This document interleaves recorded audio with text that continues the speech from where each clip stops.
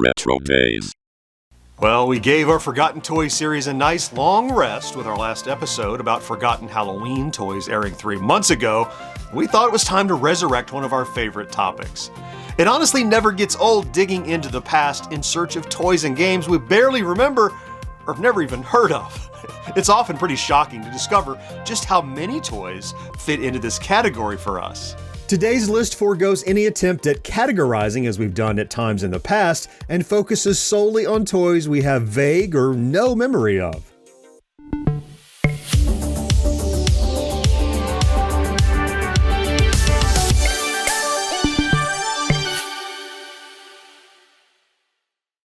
I'm sure it won't surprise you to learn that we have an ongoing master list of toys for these episodes that we add to throughout the year. They come from viewer recommendations, toys we spot at conventions, sudden flashes of recollection, and lots of research. This first pick was suggested to us in the comments of our Halloween episode, and although the intention was to wait until next Halloween to trot this pick out, we simply couldn't wait that long.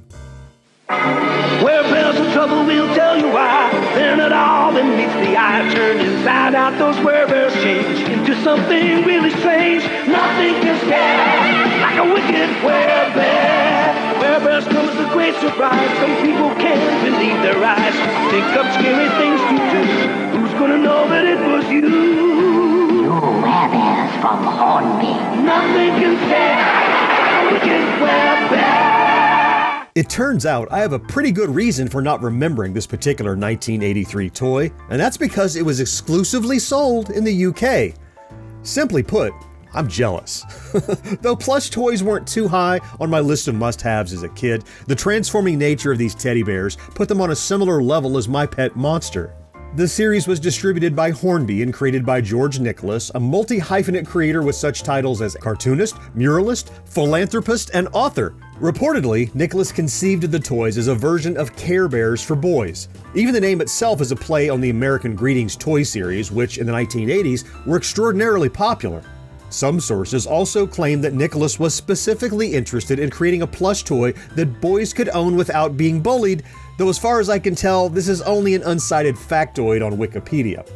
According to the official Werebears website, in 1983, the adventure began in a shed in Kirby, Liverpool, where George Nicholas and a small team of cartoonists would work tirelessly to create comic books for children featuring the Scary Bunch. The Werebears became a global hit, and Hornby bought the license to create the Werebears toys. Ay caramba! Ay caramba! Ay caramba, that works well. Now this, look at this. You keep straight on the audience. Now look at this. This is called a werebear. Oh, he's so cute. Yeah. Look at that. That's a really charming one, isn't it? The first series of 4 bears, Fang, Gums, Grizzler, and Howler, also came with cassette tapes that included the origins of Werebears as well as the specific story of the bear you purchased.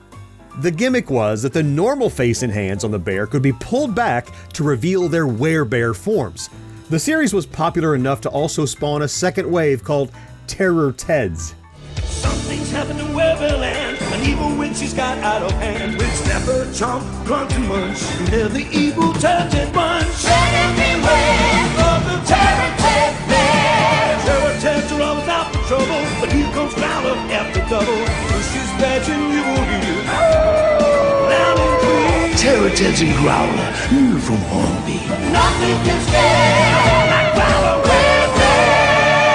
Like so many other popular properties of the 80s, Werebears are returning to the consumer market.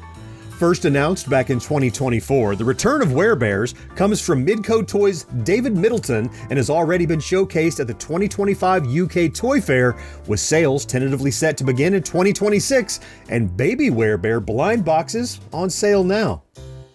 I wasn't sure what to call this next segment because there were a number of names for what appear to be essentially the same toy minus a feature or two. The original release was called the Toby Robot, made by New Bright, an American toy manufacturer that specialized in radio-controlled vehicles, electric trains, and robots. Toby was advertised as the walking, talking robot, though notably it also blew smoke from its mouth, likely an innovation they borrowed from electric trains, and had flashing eyes. They came in both gold and silver varieties and had a flashing gun accessory that could be placed in the hand. These sold for around $30 at places like Toys R Us upon release. Sometime later, New Bright also released the Robotron RT2 and Magnetron MT2, which were identical to each other but cheaper versions of Toby. Mainly, these two newer versions took out the talking mechanism, though all other features were still in place. Some sources suggest there may have been material changes as well, mentioning specifically that the belt on the Robotron RT2 and Magnetron MT2 were stiffer than the Toby. The Magnetron came in both black and red, and the Robotron only came in black. All versions appear to have red belts, except for the red Magnetron, which had a yellow belt. In this same line, there was also a Toby Jr. with bump-and-go action and flashing eyes. Another very similar robot by New Bright with a slightly different design was the Strobot 3000. It had many of the same features, plus strobing arms and quick demo button on the left foot. Personally, I think the big selling feature for this one is the futuristic, dynamic, aesthetically wondrous handle on top of its head. Yeah. For tugging fun, I know the one I'd really want to be. Like Tugger, the playful pup, and he could just be me. I'd pull and yank and fuss and tug and growl between big hugs. And when the tugging fun is through, I'd start again, wouldn't you? When it comes to tugging fun, He's a top dog! Tugger the playful pup from Playmates. This next one flew completely under my radar, probably because I had no interest in a vibrating stuffed puppy called, Tugger. The concept was actually a pretty ingenious one, combining interactivity with a classic stuffed toy. According to the creator, Mel Bernkrant, with the help of Kizcom, sold the idea to Playmate with a working mechanism inside a stuffed dog he'd purchased. Prior to constructing the mechanism, he'd only had some rough sketches that showed the concept and the first name for the product, Tugs and Tumbles the Playful Pup. For the record, I prefer this initial moniker. As for the toy's failure to take off, Bernkrant had this to say: the product suffered from unimaginary styling and a generic look that didn't even come close to looking like my model or my sketch, which wasn't intended to do much more than show the concept, but still looked cuter than what they produced. Apparently, they did eventually re-release the toy as the Grinch's dog in 2002, according to Bernkrant on his website. For this release, they removed the wiggly feature, added antlers to his head, and replaced the sock in the mouth with a stocking. The Vikings and the barbarians will do battle this day with crossbows and catapults. They skirmish at the outposts, and at the heavily guarded fortresses there's furious action. With warriors, spies, the mighty Minotaur bellows defiance at the frightful Cyclops, and the earth trembles. Crossbows and Catapults by Lakeside, the fantasy adventure with real action. Better luck next time. Okay, now this one I remember. Crossbows and Catapults was an epic tabletop game of physical skill requiring players to take turns using crossbows or catapults to attack the opposing player's castle.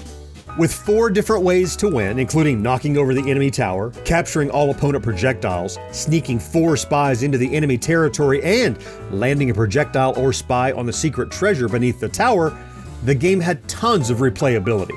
Not to mention the gameplay itself was as competitive as a head-to-head sport with tactile as well as strategic components. Well, that is, assuming you didn't just use the crossbows and catapults to shoot discs all over the place with pure chaotic exuberance, which, let's face it, you probably did at least half the time. And then another quarter of the time, you probably took various elements of the game to mix and match with your other action figures. Then at some point, you'd also realize that you could turbocharge the weaponry with rubber bands that had more tension, which opened up a whole world of hurt for your younger siblings. Oh, the humanity! That leaves maybe another 25% of the time that you actually placed the game as it should be played. Well, anyway, that's how I was. Maybe you had more restraint. Over the years, the game was produced by different companies including Lakeside, Base Toys, and Tomy. Then, in 2007, Moose Toys released a version of the game under the name Battlegrounds, Crossbows and Catapults. And even more recently, in 2023, Restoration Games launched a Kickstarter for a new version, which is now available at retail in its larger format, as well as a smaller version via Goliath Games for a more affordable price, like they did with Fireball Island. Our last pick of the day is a weird little toy called WhatNotss, released in 1986 by Spearhead Industries. There's not much information about this toy online, and it seems to have been a fairly short-lived series of 6 characters, including Woof, Winkle, Waldo, Wacky, Widget, and Wheelie.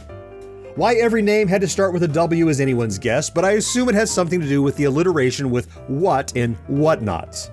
The box explains these are wacky, wonderful, there we go with the W's again, bendable toys with which you can bend them, shape them, change them, and rearrange them in thousands of different ways. The so-called rearrangement comes from the fact that you can remove elements like arms, legs, and head from the main tubular body and, theoretically, exchange parts between characters if you own more than one. The good news on this one is that if you even have a passing interest in collecting WhatNotss, they appear easy to find complete in the box on eBay and average around $20 to $30. Not too bad compared to other toys from our forgotten lists. That wraps up yet another of our Forgotten 80s Toys videos. We've made quite a few of these over the years, and yet there still remain plenty of options that we have yet to discuss. And don't forget, we haven't even touched upon a single toy from the 90s. Now I know what my favorite from today is, but as always I'm curious to know which of these toys you prefer, which you had as a kid, and which you don't even remember. I'd love to hear about it down in the comments. If you enjoy our content, please consider liking this video, subscribing to the channel, and maybe even activating that ubiquitous notification bell, because it really does make a huge difference. Let's meet again next week to celebrate Yesteryear, right here on RetroDaze. Clicky clacky.